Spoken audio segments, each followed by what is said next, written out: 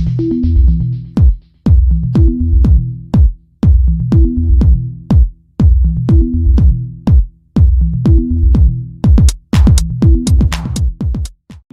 wabarakatuh. Waalaikumsalam warahmatullahi Selamat. wabarakatuh. Sebentar.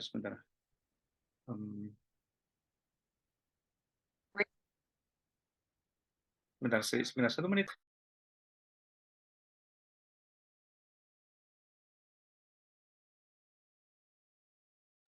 Oke. Jadi mohon izin Pak Dayat, kalau dipuji-puji terus itu mati Pak Dayat. Tidak produktif lagi nantinya. Karena semuanya serba bagus. Tapi belum Bapak Ibu, ini masih belajar saya. Dan saya juga masih sering di-reject di SSCI ya. Nanti kalau di-reject di SSCI itu biasanya di Scopus masih ada harapan. Jadi targetnya sudah agak berbeda. Jadi pada kali ini mohon izin untuk menyampaikan discussion, bagaimana menulis discussion. Kita mencoba hal kecil saja dulu, terutama dalam hal penelitian yang sifatnya kuantitatif, yang metodenya itu kuantitatif. Dalam hal ini saya masih memberikan contoh yang eksperimen, insya Allah yang korelasi dan lain-lain tidak jauh beda ya. Ya, ini ada 4 poin. Yang pertama itu tujuan menulis discussion, kemudian yang kedua nanti ada structure, kemudian yang ketiga nanti ada bagaimana menulis discussion, kemudian yang keempat itu ada weak sama strong discussion, atau bagaimana menulis discussion yang compelling begitu. Adapun tujuan discussion yang pertama itu sebenarnya tidak jauh beda dengan yang kita pelajari, yaitu kita menginterpretasikan dan menjelaskan significance of our findings. Tapi ada batasannya dalam konteks research kita. Nah, konteks ini harus kita batasi. Ini biasanya ada di bab 1, ada di introduction, atau di kajian pustaka, terutama dalam gap-nya. Kan gap-nya nyambung. Di dalam introduction itu ada gap, misalkan mengkritik tentang lamanya eksperimen, kemudian jumlah sampelnya, ataupun teori yang dipakai, ataupun settingnya. Nah, itu konteks yang harus kita batasi di dalam penelitian kita. Dan itu kan nyambung di intro, nyambung di kajian pustaka, terutama bagian previous studies, yang review of previous studies itu mesti sama ya, menjelaskan. Kalau misalkan di intronya itu metodenya, eksperimennya hanya 2 minggu, berarti di dalam literature review dibuktikan bahwa 2 minggu itu terlalu singkat, kemudian didukung dengan supporting claim, siapa yang bilang kalau 2 minggu itu tidak ideal. Nah, itu kan nyambung ya. Nah, itu nanti memberikan konteks itu kita jelaskan di dalam finding. Bagaimana kalau lebih dari 2 minggu dibandingkan dengan 2 minggu? Bedanya di mana? Persamaannya di mana? Itu namanya kita menginterpretasikan temuan kita sama menjelaskan significance of our finding, pentingnya temuan kita itu. Kemudian yang kedua, itu memberikan any new insights, tidak jauh beda sebenarnya dengan penjelasan pertama. Jadi memberikan pemahaman baru, wawasan baru bagaimana problem yang being investigated. Jadi problem tadi kan ada lamanya eksperimen hanya 2 minggu, kemudian kita datang dengan 2 bulan. Nah, itu kan ada something new di sana, itu memberikan new insight. Kalau lebih lama bagaimana? Ya, itu tujuan daripada menuliskan discussion. Kemudian yang kedua, yaitu structure-nya. Discussion tidak jauh berbeda dengan kita menulis intro, di mana setiap bagian itu ada setiap dimensi itu ada 3 bagian. Introduction, literature review mesti ada 3 bagian, pembuka, body, sama closing. Di dalam discussion juga sama. Kalau kita ngikuti move-nya Sewell, itu kalau nggak salah ada 7 atau 8 gitu ya, terlalu panjang. Saya tidak ngikuti itu, tapi insya Allah semuanya tercover. Jadi di dalam structure discussion itu ada 3, yang utama opening, yang kedua body, yang ketiga adalah closing. Kemudian di dalam opening itu kita menjawab pertanyaan penelitian kita. Jadi strukturnya begitu, anatominya, kita jawab jawaban dari pertanyaan penelitian kita. Biasanya kita ambil yang key findings. Contohnya kemarin saya yang terbit di RIL itu, atau yang di ILE ya, yang SSCI itu, ada pertanyaan itu temuannya ada banyak, karena akan uji beda persepsi antara guru dengan siswa. Itu ada 8 dimensi. Dari 8 dimensi itu bedanya ada yang beda pendapat ada tiga indikator 1, 2 begitu, tapi yang tidak beda ada 6. Nah, sehingga 6 itu nggak perlu dijelaskan semua, tapi dijelaskan perwakilan. Jadi yang beda tadi bisa kita jelaskan semua, kemudian yang 6 tadi yang tidak ada beda persepsi itu kita ambil yang paling penting, bagian-bagian yang mewakili daripada discuss finding kita. Itu isi di dalam openingnya. Kemudian di body itu kita tata bagaimana kita mengurutkan temuan kita, mungkin bisa dari yang tidak beda dulu, kemudian yang beda itu hanya sequence saja, tergantung dari pentingnya kita dalam menuangkan finding ke dalam discussion yang akan kita tuliskan. Kemudian kita menginterpretasikan hasil temuan kita setelah kita urutkan, misalkan dari tabel ini tidak ada perbedaan persepsi antara guru dan siswa tentang 1, 2, 3. Itu datar ya. Kemudian yang kedua ada persepsi. Nah, kemudian kita interpretasikan. Itu isi di dalam body. Kemudian di dalam closing itu ada 3 bagian, yaitu limitation, tapi berbeda limitationnya dengan di conclusion. Kalau di conclusion ada namanya future directions untuk further researches atau further studies. Itu ada semacam itunya. Kemudian ada strength-nya atau kontribusi terhadap keilmuannya seperti apa di dalam finding discussion kita. Ini sekilas tentang strukturnya. Nanti di dalam kita akan bahas satu contoh saja, tapi akan saya coba elaborasi dari artikel yang sudah terbit lainnya. Kemudian bagaimana cara discuss? Nah, ini yang harus kita jawab pertanyaan-pertanyaannya kalau kita mau discuss finding kita. Yang pertama adalah, apakah finding kita itu expected atau unexpected? Misalkan kita punya hipotesis bahwa ini akan berpengaruh signifikan terhadap ini. Kalau jawabannya sesuai berarti kan expected ya, jawabannya sesuai dengan harapan kita. Kalaupun tidak juga kita tuliskan bahwa temuannya ternyata tidak sesuai dengan harapan karena apa, itu kita uraikan. Nah, ada 2 pertanyaan lainnya yang penting. Jadi pertanyaan pertama tadi sebenarnya mengacu kepada 2 hal, yaitu sama dengan is it concordant, similar, sama dengan finding yang lain, ataukah tidak similar dengan finding yang lain. Itu kita harus pilih. Jadi yang how to discuss itu, yang pertama adalah kita lihat mana yang sama dengan temuan yang lain. Kemudian kita beri alasan, why is it similar? Kenapa kok temuan kita sama? Nah, biasanya peneliti itu mandek di dalam situ, tidak diberi alasan bahwa eksperimen kita dengan durasi yang kadang-kadang tidak disebutkan, eksperimen kita tentang vocab menggunakan texting itu sama dengan punyanya Dastestani 2020, mandek. Lah itu kurang bagus, nanti ada di bawah berikutnya. Nah, itu tidak boleh, harus dijelaskan kenapa kok sama.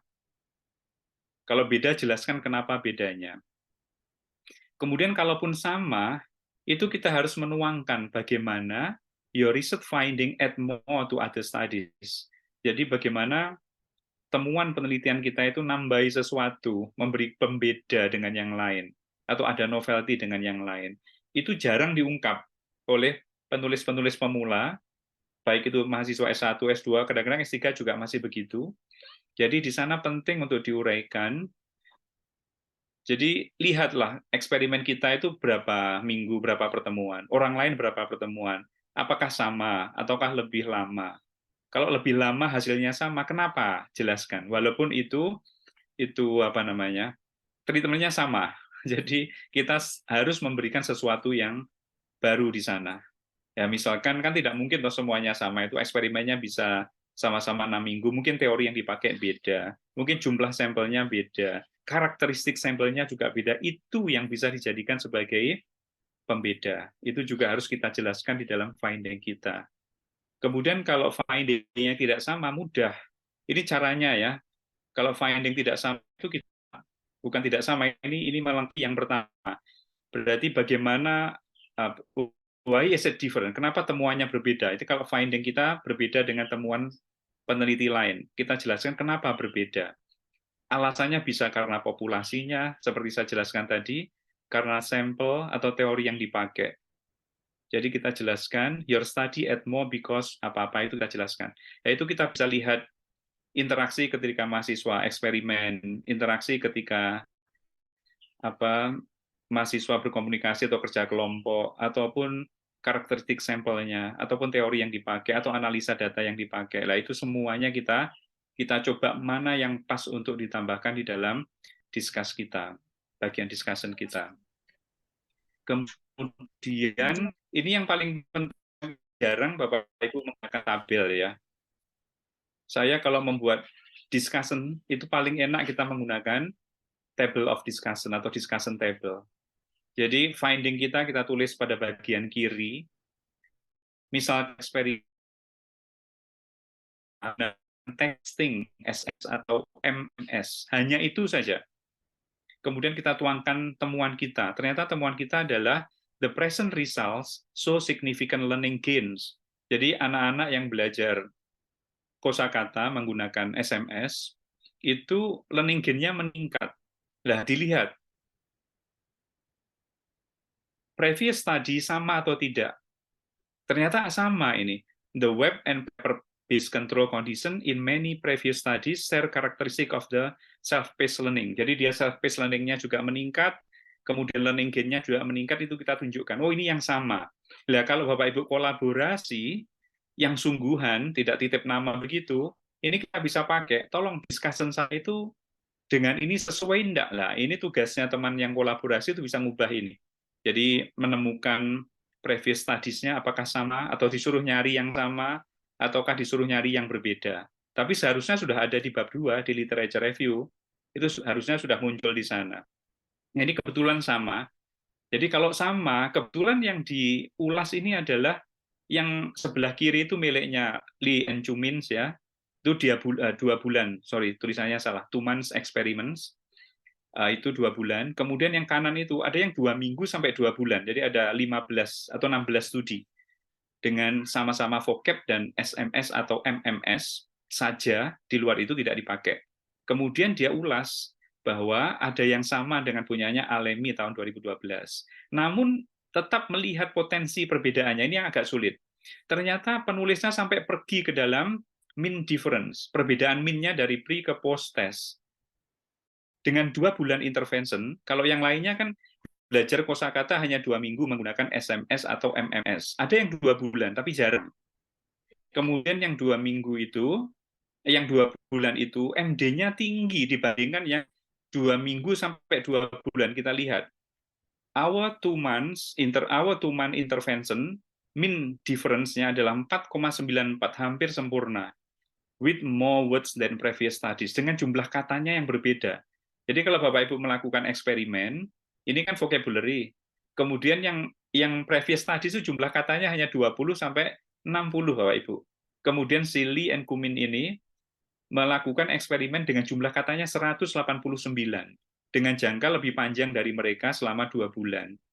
Ternyata pre-post-nya atau perbandingan eksperimen sama kontrol grupnya itu MD-nya tinggi, mean difference, perbedaan rata-rata learning gain-nya lebih tinggi dibandingkan dengan yang di bawah, 2 minggu and 2 months. Lu itu MD-nya hanya 28.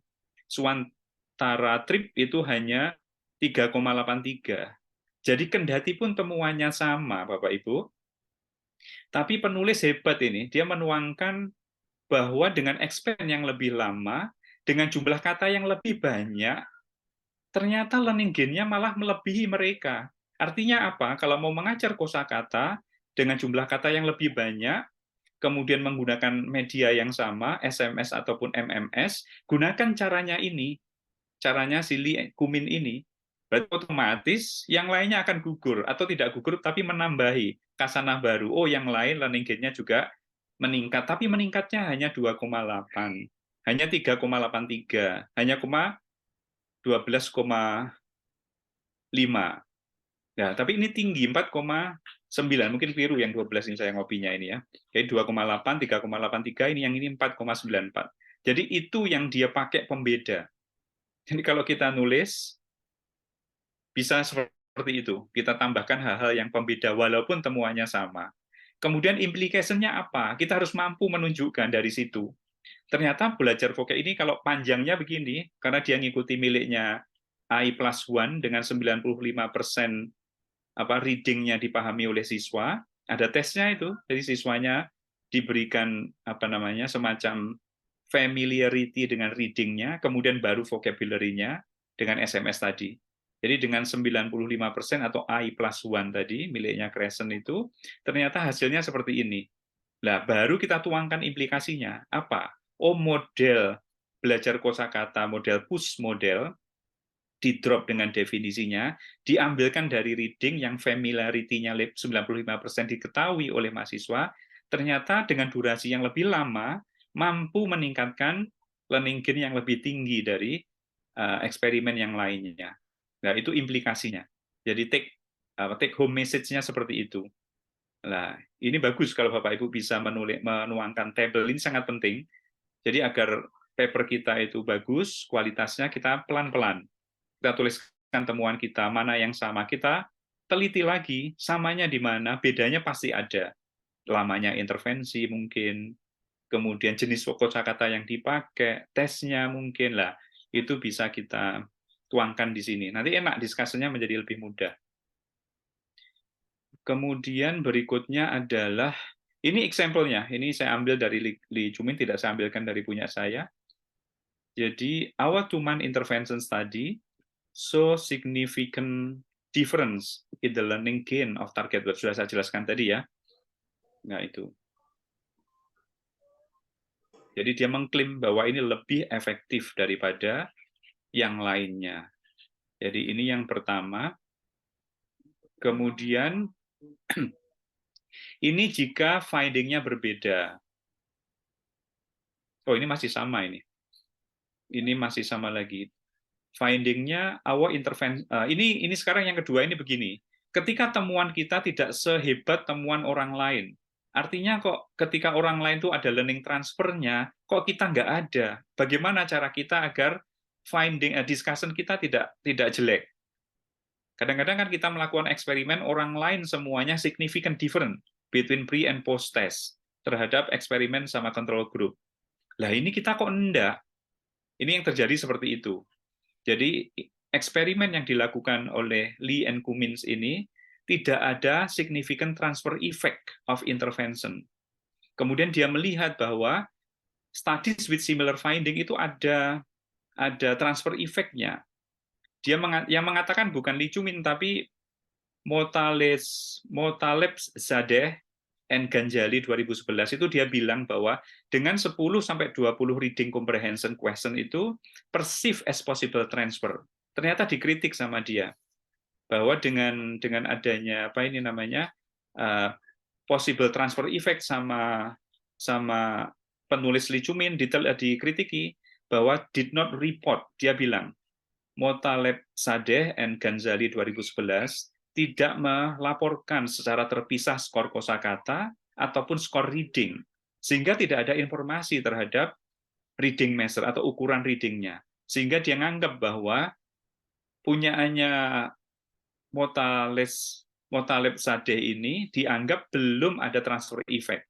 Sebenarnya punyaannya Lee Chumin ini tidak hanya eksperimen, tapi dia melakukan interview, dan hasil interviewnya menunjukkan adanya transfer effect. Nanti kalau Bapak Ibu baca yang artikel kita ini di sesi yang keberapa ya, mungkin sesi ke-6 atau ke-5 yang saya sampaikan, silakan dibuka kembali. Di situ jelas sekali bahwa di dalam interview mulai ada transfer effect daripada reading kepada belajar kosakatanya, atau belajar kosakata dan readingnya itu saling ada transfer effect. Nah, itu sudah mulai muncul begitu.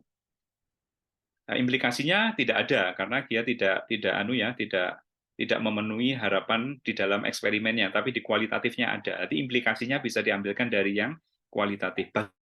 Bagaimana transfer effect-nya terjadi sehingga bisa dipakai oleh peneliti lainnya. Kemudian contohnya adalah ini. Ya, ini tadi kritiknya sudah sesuai yang saya katakan tadi. Jadi dengan 10 kosakata dan 20 reading comprehension question itu dia mengatakan ada transfer effect, tapi dipantah tidak begitu sebenarnya karena tidak dipisah antara skor kosakata dan readingnya tidak dilaporkan, sehingga tidak ada informasi. Mengkritiknya begitu. Jadi kita untuk bisa mendiskus mendalam, kita harus melihat punyanya orang itu tidak cukup dengan temuannya saja, tidak cukup dengan jawaban dari penelitiannya yang previous studies, tidak boleh. Jadi di dalam kajian pustaka atau literature review sudah harus mendalam begini sebenarnya. Ataupun kalau tidak mendalam, berarti ini lebih dalam lagi. Berarti kalau di kajian pustaka itu ditulis, the study by Multazebadeh itu tidak melihat transfer effect secara optimal. Nah, baru di discussion, seperti apa yang optimal? Kenapa Anda mengkritik punyaannya Motaleb, Sadeh, dan Ghazali itu tidak optimal? Sama-sama dibandingkan finding-nya. Finding kita itu ada yang belum optimal di kuantitatifnya, ada yang sudah mulai optimal di dalam kualitatifnya, kita sampaikan di sini. Jadi sangat inline, sangat apa ya, nyambung, ada benang merah antara introduction, literature review sampai dengan discussion. Inilah yang mungkin belum banyak dipelajari orang secara mendalam, karena memang kita tidak bisa hanya melihat temuan penelitiannya saja, tapi melihat detail keterangan temuan penelitian itu seperti apa, bagaimana dia melakukan apa namanya penelitiannya, eksperimennya, kemudian betulkah hasilnya itu seperti itu, interpretasi hasilnya oleh peneliti sebelumnya, agar kita bisa mengkritik. Dan fine-fine saja kita mengkritik seperti ini. Saya sudah sering melakukan begini dan malah terbit kalau kita begini, karena kita memberikan sesuatu yang baru. Kemudian ini ada bedanya antara strong sama weak sama strong discussion. Yang weak itu biasanya hanya mandek, dia state what studies are similar atau different from our research finding. Kemudian dia hanya summarizing and reporting other studies. Tanpa ada tadi, detail-detail yang kita buat, diskusikan, yang kita interpretasikan temuan kita. Kalau sama, masa sih nggak ada bedanya? Itu kita harus pergi mendalam. Lamanya eksperimen, instrumen yang dipakai, buatlah diskusi dari sana.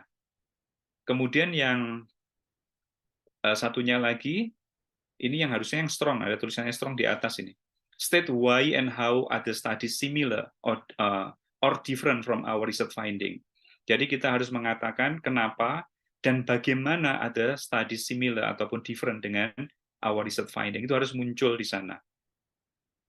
Kemudian pada bagian berikutnya, ini ada limitation yang berbeda dengan limitation yang ada di conclusion. Jadi kalau limitation di sini, misalkan punyaannya Li Chumin tadi, dia kan hanya 2 minggu, 2 bulan.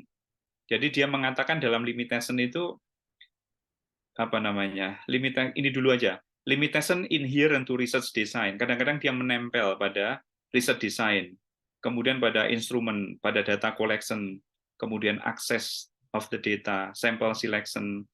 Jadi mungkin peneliti tidak mampu tidak sesuai dengan rencana ataupun generalizability-nya juga tidak optimal, itu tuh bagian dari limitation.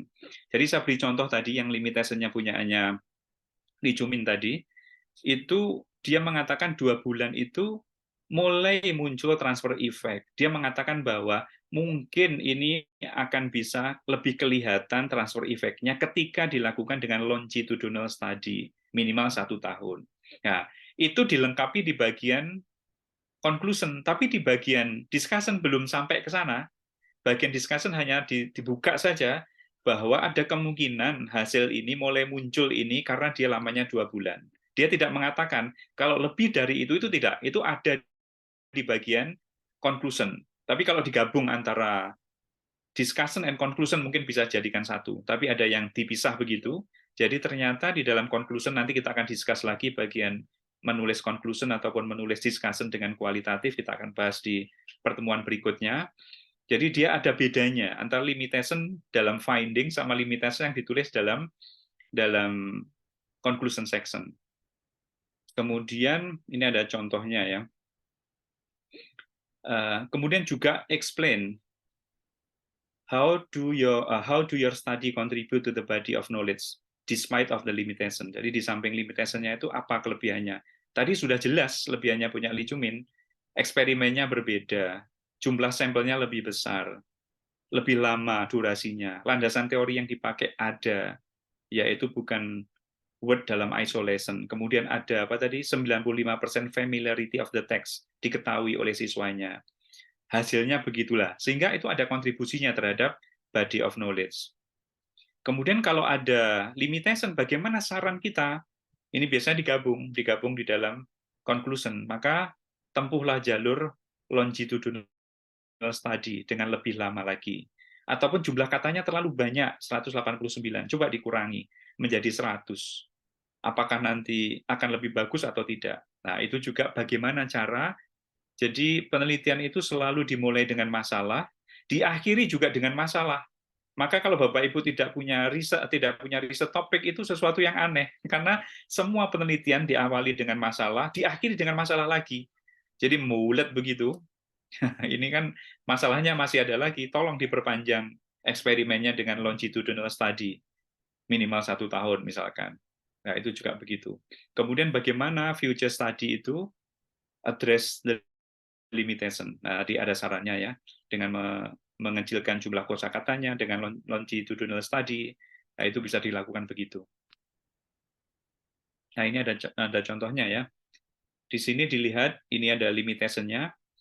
Kalau kita lihat di sini, it is plausible that 2 months duration of the present intervention was still too short to provide student with sufficient repeated exposure. Jadi menurut dia itu 2 bulan nggak cukup. Jadi dia sarankan dengan, tapi nggak ada di sini, nanti ada di conclusion, sarankan dengan longitudinal study begitu. Jadi mungkin tidak cukup untuk mencapai 95% threshold student assigned reading. Mungkin terlalu banyak ya. Kemudian text messaging-nya, itu kapasitasnya hanya 160 alphanumerik. Tidak bisa memberikan space yang cukup, mungkin bisa dirubah ya, atau bagaimana gitulah. Itu saran-saran daripada kelemahan yang ada di sana. Nah, ini bagian dari conclusion sebenarnya. Dia sudah menunjukkan bagaimana menggunakan longitudinal study. Itu ada di sini. Ini bagian conclusion. Nanti kita bahas lagi. Jadi sekilas Bapak Ibu isinya isinya discussion itu seperti itu. Mungkin nanti kita bisa tanya jawab atau diskusi, sharing begitu ya, sharing pengalaman bagaimana kita menuliskan discussion. Jadi intinya kita pergi ke dalam temuan-temuan penelitian yang sudah kita baca, kita tulis di literature review, dan gap-nya kita tulis di intro, itu harus kita selami, kita dalami lagi. Nah, agar bisa mendalami itu pesannya, kalau menulis harus yang sangat relevan. Kalau kita menulis emotion, ya kita harus topiknya emotion saja. Kalau emotionnya kualitatif, berarti kita mereview yang kualitatif saja, sehingga kita bisa dalam. Jadi mungkin itu Pak Dayat, mohon maaf saya hanya sharing sedikit, insya Allah nanti kita akan lanjut kepada yang kualitatif di sesi berikutnya. Terima kasih, mohon maaf, mungkin bisa melalui sharing begitu, tanya jawab Pak Dayat. Terima kasih. Yeah. Assalamualaikum warahmatullahi wabarakatuh. Waalaikumsalam warahmatullahi wabarakatuh. Terima kasih banyak Pak Yudi. Mungkin Sama-sama. langsung disambung tanya jawab ya, mumpung masih fresh gitu ya. Silakan teman-teman, mungkin ada yang tanyakan. Halo, mungkin ada yang ditanyakan? Kalau tidak ada, saya yang tanya ini.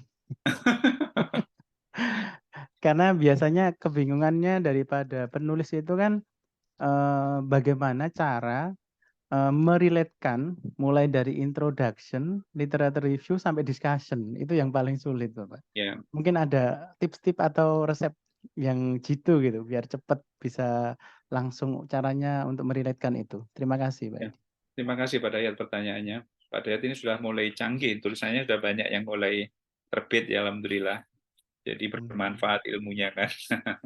Berkat Jadi jenengan ini. memang di dalam intro itu kita menulisnya kan harus melalui kajian, sebenarnya melalui table of summary dulu ya, yang dulu kita paparkan itu, kita mereview 10 tahun terakhir, 7 tahun terakhir, topik yang spesifik, ataupun melalui systematic review, ataupun melalui saran daripada penelitian sebelumnya.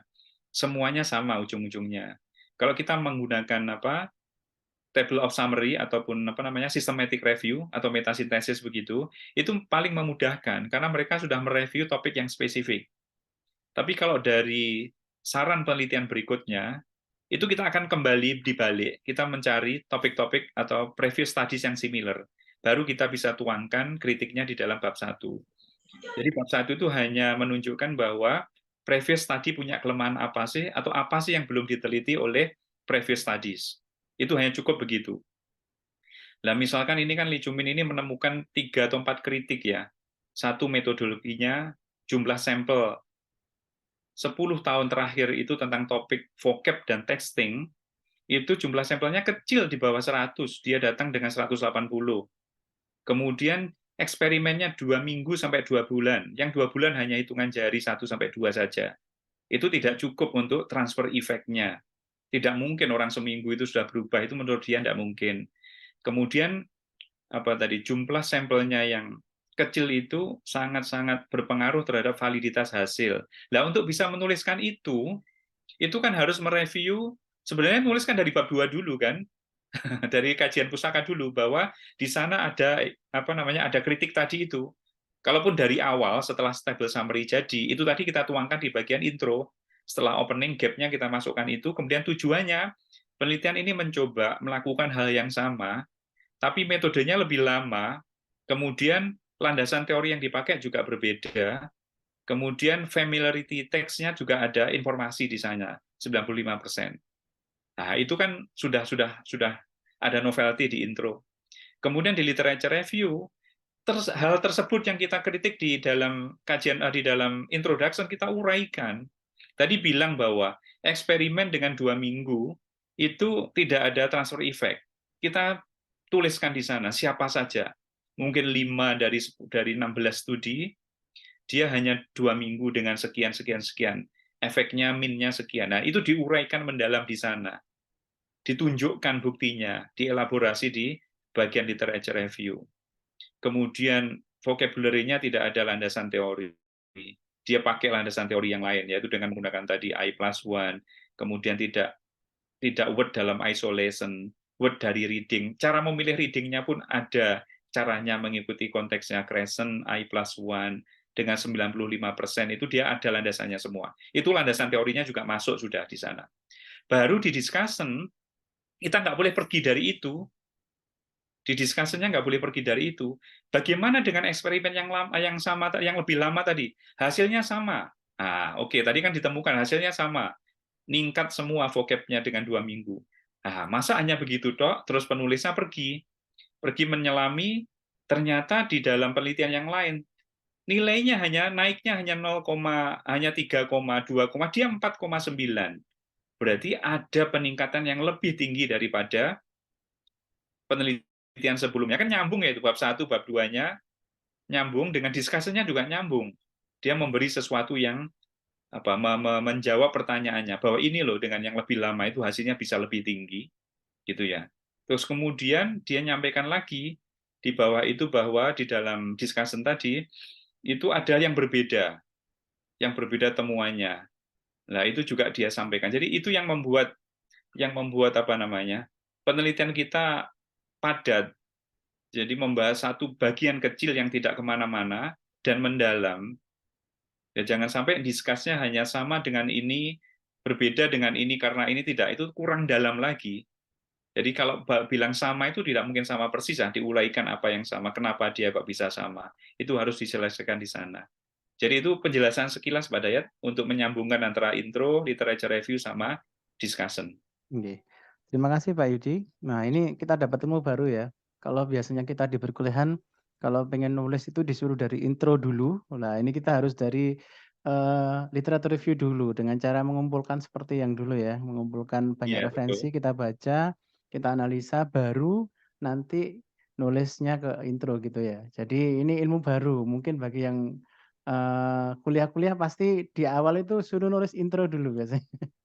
Tapi di sini kita dapat ilmu yang mungkin agak berbeda, tapi akan sangat bermanfaat, bagi penulisan kita ke depan. Nah, mungkin tadi juga digarisbawahi bahwa penelitian itu adalah, salah satunya adalah, dari masalah, diawali dengan masalah, dan diakhiri juga dengan masalah. Nah, itu Jadi jangan nggak lupa ya. mandek, terlalu muter begitu riset itu Iya. ya. Itu katanya filosofi riset loh ya, bukan saya yang bilang. Mungkin dari teman-teman ada pertanyaan, silakan. Saya Pak Yudi. Monggo Bu Ini Bu. Hermaningsih. Matur nuwun. Terima kasih Bapak atas penjelasannya. Nah, ini saya tertarik sekali. Tadi ada kalau kita menulis itu biasanya memang dari introduction ya. Seperti saya itu kalau nulis itu biasanya dari introduction dulu, baru literatur review. Iya. Kalau ini tadi informasi literatur review dulu, baru introduction, apakah itu nanti yang akan bisa digunakan untuk menemukan novelty-nya, Pak? Atau Iya. saya minta dijelaskan bagaimana kita bisa menemukan novelty dari penelitian yang akan kita lakukan. Terima Iya. kasih itu, Pak. Siap. Jadi sebenarnya memang kalau nulis ya secara teknis itu kan intro dulu kan, tidak mungkin kita tiba-tiba nulis literature review ya. Tapi untuk mendapatkan ide di dalam introduction, kita harus mereview dulu, melakukan kajian pustaka dulu. Kenapa? Karena kadang-kadang gap yang kita prediksi di dalam intro itu tidak sesuai tanpa ada bukti. Tapi kalau kita sudah melakukan kajian pustaka, misalkan mereview 10 tahun riset tentang topik yang sama, texting dengan vocabulary dengan texting message begitu misalkan, maka kita akan kelihatan ketidakkonsistensinya daripada previous study. Tinggal kita tuangkan di dalam introduction. Jadi itu yang saya maksud ya. Jadi kajian pustaka ini yang kita review itu nantinya akan memudahkan kita untuk menulis introduction. Kalau teknisnya ya jelas introduction ditulis ya. Tapi kalaupun menulis dari literature review dulu juga bagus. Bapak Ibu sudah punya evidence yang kuat tentang gap-nya. Jadi gap itu Bu yang disebut dengan kebaruan tadi di dalam introduction. Jadi kebaruan itu letaknya tidak hanya di discussion saja. Jadi kebaruan itu ada mulai dari introduction, setelah introduction ada di literature review, ada di methodology, ada di discussion, ada di conclusion. Jadi semua bagian itu menunjukkan sesuatu yang baru. Ya kayak ini tadi jelas sekali. Dia setelah mereview 16 paper tentang vocabulary dan text messages dalam kurun 10 tahun terakhir, itu ada 3 pesan tadi, tidak konsisten dalam metodologi, implementasinya terlalu pendek, kan baru. Dia menyajikan lebih dari itu, berarti ada yang baru di intronya. Di literature review-nya dia tuangkan bahwa penelitian sebelumnya itu eksperimennya 2 minggu, akibatnya begini. Kemudian sampelnya kecil, tidak valid di dalam analisa kuantitatif untuk uji beda misalkan, beda pre sama post testnya. Dia tunjukkan. Nah, itu kan dia memberikan sesuatu yang baru. Di dalam desainnya dia tambahkan, harusnya begini loh memilih jumlah subjeknya harusnya sekian. Memilih kosakatanya harus dari reading. Milih readingnya berdasarkan I+1 teorinya Crescent dengan cara 95% familiarity of the text, misalkan begitulah. Hal-hal tersebut itu yang memberikan kebaruan atau pembeda dengan riset di previous studies, dengan berbagai penelitian atau berbagai previous available research begitu. Jadi muncul baru lagi. Di metode dia juga jelas beda. Kalau orang lain hanya 10 sampai 2 minggu sampai 2 bulan, dia 2 bulan dengan catatan yang berbeda. Di finding-nya jelas biasa ya, jelas sudah beda ya. Di discussion dia sampaikan hal yang berbeda lagi. Jadi nyambung, kebaruannya ada di seluruh bagian. Jadi saya ulangi lagi, nulisnya tetap dari introduction, tapi asalnya introduction itu dari mengaji, dari mereview previous studies. Kalau tidak mereview previous study, di intro kita tulis apa? Ya kan, kenapa kita melakukan penelitian ini? Karena penelitian ini memberikan dampak yang efektif, sudah kita jawab berarti. Jadi harusnya kenapa kita melakukan penelitian ini di dalam introduction? Karena penelitian sebelumnya tentang topik yang sama belum memberikan informasi tentang dinamika bagaimana transfer learning terjadi ketika menggunakan SMS. Nah, akan menarik toh. Itu asalnya dari mana saya bilang bahwa penelitian sebelumnya itu belum memberikan bukti bagaimana transfer efeknya dari belajar kosakata melalui reading di dalam SMS itu. Nah, itu sesuatu yang berasal dari kajian pustaka. Jadi kajian pustaka itu kita lakukan dulu sebelum kita menuliskan introduction. Akhirnya di dalam introduction kita memiliki klaim-klaim atau novelty atau gap pembeda dari penelitian kita dan penelitian sebelumnya. Mungkin mau Bu. Mungkin teman-teman bisa nambahi ya untuk bisa. Satu lagi Pak. Sami-sami, itu kalau tadi kita sudah literatur review, kemudian membuat introduction. Nah, itu kalau judul itu apakah dibuat lebih dulu, atau apakah kalau kita sudah membuat introduction baru kita bisa membuat judul yang kira-kira bisa menarik perhatian? Ya, Bu. Ya, kadang-kadang kan di teman-teman mahasiswa terjadi kesalahpahaman yang pengajuan judul ya. Padahal judul itu kan seperti anak baru lahir kita namai ya, kita siapkan nama ya. Jadi itu fleksibel saja Bu, bisa kita draft dulu topiknya agar menarik ya. Tapi sebenarnya nama judul itu bisa datang belakangan ketika semuanya sudah muncul begitu, pantasnya apa sih? Yang awal itu hanya draft-draft yang bisa berubah setiap saat. Jadi sebenarnya kalau mau mengajukan kalau bimbingan itu bukan mengajukan judul tapi mengajukan itu tadi permasalahan penelitian. Jadi ada topik apa, kemudian masalahnya apa, baru nanti bisa dikasihkan semacam ya draft judul awal begitu ya. Kadang-kadang kan datang dengan judul dulu kan. Padahal harusnya kan punya permasalahan penelitian dengan mereview tadi. Tolong review 5 artikel tentang feedback, peer feedback begitu ya, 2023, 22, 20 saya bilang begitu mahasiswanya. Setelah itu apa bedanya punyamu dengan 5 tadi? Wis terserah wis. Mau bedanya sana di writing-nya di essay, kamu di descriptive writing, oke, sudah ada bedanya. Itu sudah aman untuk belajar kan mahasiswa S1 ya. Jika mereka mempelajari sesuatu yang tidak berdasarkan feeling dia, tapi berdasarkan data dari mengkaji previous study. Jadi fleksibel Bu untuk pemberian judul, saya tidak melarang di awal ya, karena nanti bisa diubahkan itu kan sesuai dengan yang menarik. Kadang-kadang juga tidak berubah kok saya kalau sudah fix kelihatan arahnya itu, kelihatan novelty-nya, oh nanti bab 1 isinya ini, gap-nya ini, bab 2 ini yang saya ulas, semuanya pasti arahnya ke sini. Itu sudah bisa kita tuliskan judul dengan fix juga. Matur nuwun, Pak. Sami-sami. Ya, terima kasih, Bu. Mungkin satu lagi, terakhir. Saya mau tanya, Pak. Silakan, Mbak Nada. Ya, sebelumnya terima kasih atas materinya, Pak Yudi. Di sini pertanyaan saya yang mengenai penulisan. Karena kan saya udah di discussion, tapi emang agak terkendala waktu, jadi mohon maaf. Nah, untuk discussion-nya itu sendiri, apakah kita harus terpaku ke previous study yang udah dituliskan di literature review, apa kita juga boleh menambahkan kayak study yang at least dia masih relate dengan penelitian kita gitu, Pak. Thank you. Iya, good question. Iya, itu kadang-kadang unik ya. Kok di luar kajian pustaka masih bolehkah kita nambahkan? Itu pertanyaan yang bagus sekali. Jadi bagi saya sebenarnya, kalau saya melihat punyanya Lee Chumin, dia tidak menambahkan sama sekali. Jadi dia membahas apa yang ada di kajian pustaka. Jadi semuanya nyambung dari intro dan itu. Karena kalau ditambahkan itu ya berarti dia tidak, mungkin pemilihan dia terhadap previous study yang relevan itu mungkin kelewatan, terus kemudian akhirnya pas dia mau discuss, 2 kali kerja sebenarnya, itu boleh-boleh saja menambahkan. Tapi kalau kita ngikuti versinya Lee Chumin dan lain-lain itu mereka sudah fix. Itu yang akan kita bahas.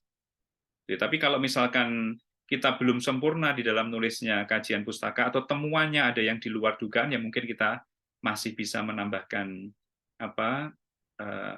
referensi dari luar yang ada di kajian pustaka. Jadi itu fleksibel aja lah. Kalau sudah fix tidak perlu ditambahkan, kalau sudah ada lengkap semua di kajian pustaka. Tapi kalau ada sesuatu yang di luar temuan, ya kita bisa menambahkan, Mbak Nada. Oh, oke. Soalnya waktu saya membuat discussion itu kayaknya apakah ini harus boleh nambah referensi dari luar atau memang udah fix gitu. Misalnya di literature review kita sudah membahas mungkin sekitar 7-10 paper, kemudian di discussions terus ada tambahan paper lagi gitu, Pak. Iya. Kalau yang saya jarang sekali nambahkan karena biasanya sudah saya review katakanlah 10 atau 15 paper ya. Saya ulas hanya di intro itu misalkan 15 paper itu ada 3 tipe ya. Tipe yang A, B, C gitu, yang A itu saya ambil 3, misalnya ada 6 saya ambil 3 atau 4. Yang lainnya jadi nggak perlu tambahan lagi sebenarnya. Kalau kita sudah bagus di dalam kajian pustaka, kita membandingkan, mereview, mensintesis sekian banyak paper itu sebenarnya sudah itu yang akan kita adu. Jadi misalkan ada bahasanya Kalau di dalam SMS tadi ada yang 2 minggu, ada yang 3 minggu, ada yang 4 minggu, kan sudah masuk semua, sudah kita kaji semua. Jadi kalau secara kaidah yang tegas gitu, kita tidak pernah menambahkan yang ada dari situ, karena itu yang akan kita review. Kalaupun ada, itu kan sebenarnya kan perwakilan saja ya. Nambahkan itu kan sudah perwakilan. Mungkin karena ada 10 SMS sama vocab di tahun 2020, maka kita ambil aja 6, kan, tidak perlu menambahkan. Jadi kalau mau secara kaidah yang lurus gitu, tegas, kita tidak akan nambahkan daripada di luar kajian pustaka, karena semuanya sudah ada di situ. Jadi kalau nambahkan tuh biasanya ada kasus. Mungkin kurang kuat di kajian pustakanya, saya bisa memprediksi begitu, dan saya sering begitu waktu awal belajar. Jadi kurang kuat di kajian pustaka kita, sehingga kita, oh kok gini ya, kita cari lagi. Berarti kajian pustaka kita masih belum padat, belum concise. Jadi belum mengelaborasi, belum mengeksplor apa yang ada gap di bagian chapter 1. Nah, kadang-kadang karena memang tidak dilakukan summary atau sintesis secara kuat gitu ya di dalam kajian pustaka. Kalau dilakukan tidak mungkin berubah. Kayak yang saya lakukan di TEWT itu pernah saya melakukan 2 kali, dan ya memang repot di Indonesia ya untuk pengajuan GB begitu, nanti nggak tahu saya responnya gimana, saya sedang ngajukan, ternyata sudah tutup, ya nggak apa-apa, tak saya buat tahun depan, yang penting sudah masuk ke Dikti. Nah itu, kalau kita melakukan review begitu dengan spesifik topik, itu pasti daripada jurnal itu saya malah takut ya. Tidak ada review dari konten, jadi hanya grammar, mungkin judulnya ditambahi ini, ya itu malah nggak ada jejak, jejak korespondensi yang mendalam, misalkan nambahi ini, kadang-kadang takutnya di situ. Tapi kalau orang luar kan accepted itu dengan kualitas tidak ada revisi kan biasa, tapi di Indonesia kan loh, ini kok langsung di-accept ya. Nah itu nanti reviewer juga bertanya itu, tapi nggak apa-apa lah, lakukan yang paling terbaik saja. Kita mikir itu boleh GB apa enggak, belakangan saja. Terima kasih Mbak Nada. Ya, terima kasih Pak. Ya, terima kasih semuanya. Terima kasih Pak Yudi atas semua sharingnya, ini luar biasa ya, discussion ini lebih penting ya. Kenapa? Karena ini mencakup dominasi mungkin 25% ya dari artikel kita untuk discussion ini. Iya. Kemudian yang penting lagi adalah kita tidak boleh menyerah, Bapak Ibu ya, karena nulis artikel itu memang perjuangan. Kalau udah putus di tengah jalan, wah udah gitu ya. Kalaupun di-reject, jangan kecewa, kita revisi dan pindah ke jurnal lain. Mungkin itu solusinya. Oke, Iya. mungkin itu saja. Penutup Pak Yudi, sebelum sesi berikutnya.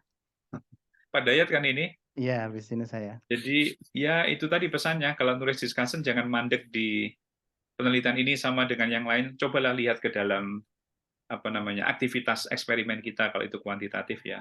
Teori yang kita pakai sama atau beda, subjek yang kita pakai. Nah, itulah dibuat untuk kadang-kadang mandek Pak Dayat di dalam diskusi itu cukup begitu. Temuan ini adalah kartun movie di dalam yang dilakukan di luar kelas dengan melibatkan orang tua dan anak, hasilnya juga positif seperti kartun movies yang dipelajari anak-anak di dalam sekolah. Mandek kita kan? Udah, iya biasa gitu. Jangan mandek ke situ. Lihatlah bagaimana subjek yang kita lihat, apakah orang tua membantu. Di sini ada kelemahan. Ketika video yang durasinya 3 menit kita kirimkan ke WA orang tua, dan orang tua diminta tidak membantu anak-anak, itu ada kemungkinan orang tua membantu karena tidak mengetahui. Mungkin ke depan perlu ada, hal-hal seperti itu bisa jadikan bahan untuk discuss yang tidak keluar konteks, Bapak Ibu. Jadi kita bisa, aktivitas yang kita lakukan itu bisa menjadi penjelasan di dalam diskus kita. Jangan hanya mandek, kadang-kadang mandek. Saya pernah awal belajar itu, satu paragraf kok entek ya, apa yang tak tulis itulah. Itu karena kita tidak pandai melihat detail-detail daripada previous study sama punya kita. Kalau kita paparkan itu, bandingkan misalkan eksperimen ya, lamanya eksperimen, kemudian teori yang dipakai, instrumennya sama apa enggak, masing-masing diulaslah. Dari situ pasti nanti akan tulisannya kok kebanyakan. Saya sudah ngalami itu, padahal batasannya hanya 6.000, 7.000. Loh kok 10.000? Punyanya Bu Ririn juga begitu. 12.000 ya, saya mendekkan jadi 8.000, itu berat bukan main. Berarti sudah luar biasa itu caranya discuss. Mungkin itu Pak Dayat. Oke, terima kasih Pak Yudi. Terima kasih semuanya, mohon maaf. Oke, sama-sama.